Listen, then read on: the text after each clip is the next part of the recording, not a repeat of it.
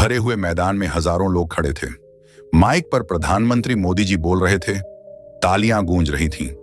अचानक भीड़ से एक आवाज आई, मोदी जी, संविधान की ये धारा क्यों तोड़ रहे हो? पूरा मंच सन्न, सबकी सांसें थम गईं। मोदी जी का चेहरा बदल गया और फिर उन्होंने गुस्से में कहा, हटाओ इसे। दोनों तरफ पुलिस दौड़ पड़ी और उस युवक को पकड़कर मंच से घसीट ले गई।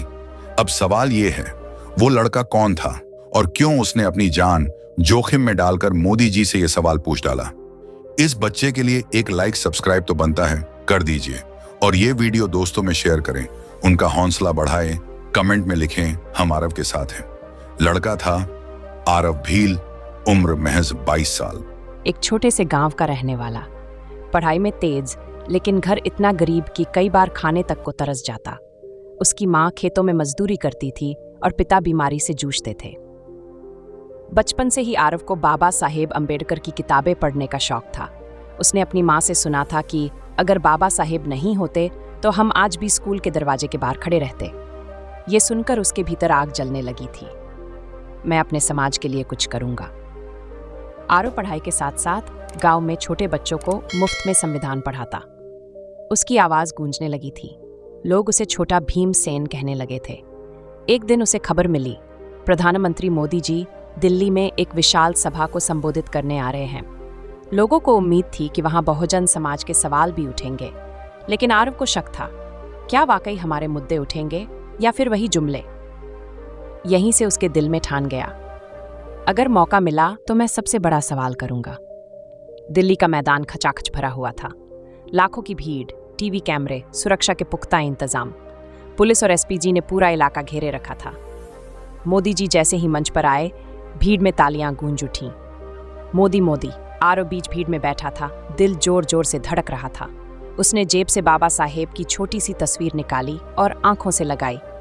बाबा साहेब, मुझे हिम्मत देना। मोदी जी भाषण देने लगे, हम गरीबों के लिए ये करेंगे, विकास ऐसे होगा। लेकिन तभी आरव खड़ा हो गया।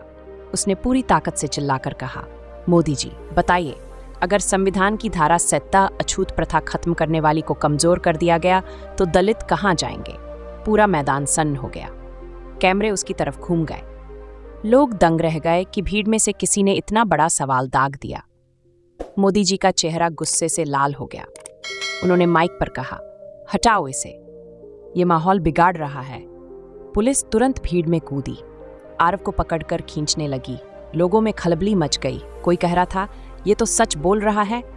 कोई डर के मारे चुप था। आरव को पुलिस जीप में डालकर ले जाया गया। उसकी माँ शीतल भी वहीं मौजूद थी। वो चीखती रही, मेरे बेटे को मत ले जाओ, उसने क्या गुनाह किया है? लेकिन पुलिस वालों ने उसे धक्का देकर पीछे कर दिया। आरव कार की खिड़की से हाथ हिलाकर चिल्लाया, अम्मा डरना मत, संविधान हमारी ताकत है। जेल में आरव को अकेली कोठरी में डाल दिया गया। उसके कपड़े फाड़ दिए गए, मारपीट हुई, लेकिन उसने हार नहीं मानी। उसने जेल की दीवार पर कोयले से लिखा, हमारे अधिकार छीने नहीं जा सकते, बाबा साहेब का सपना अधूरा नहीं रहेगा। जेलर ने उसे धमकाया, तेरा करियर बर्बाद हो जाएगा। आरव ने मुस्कुराकर जवाब दिया, अगर करियर बचाने के लिए सच बोलना छोड़ दूं तो जीकर भी क्या फायदा? आरव की गिरफ्तारी की खबर सोशल मीडिया पर आग की तरह फैल गई। जस्टिस फॉर आरव ट्रेंड करने लगा। देश भर के स्टूडेंट्स और बहुजन युवा सड़क पर उतर आए। किसी ने लिखा, एक लड़के ने वो किया जो बड़े बड़े नेता नहीं कर पाए। किसी ने कहा, ये बाबा साहेब का असली सिपाही है। आरव की मां शीतल जेल के बाहर धरने पर बैठ गई। उसकी आंखों से आंसू बह रहे थे, लेकिन आवाज में आग थी। अगर मेरे बेटे को कुछ हुआ तो ये समझ लो, हर दलित मां अपना बेटा आरव बना देगी। लोग उसकी हिम्मत देखकर कांप उठे। जेल में आरव को रात को नींद नहीं आई। वो सोच रहा था, क्या मेरी आवाज वाकई देश को बदल पाएगी या मैं बस एक कुर्बानी बनकर रह जाऊंगा? और तभी एक रहस्यमयी आदमी उसकी कोठरी के पास आया। बोला, आरव, तुम्हें बाहर निकालने का रास्ता है, लेकिन इसकी कीमत चुकानी पड़ेगी।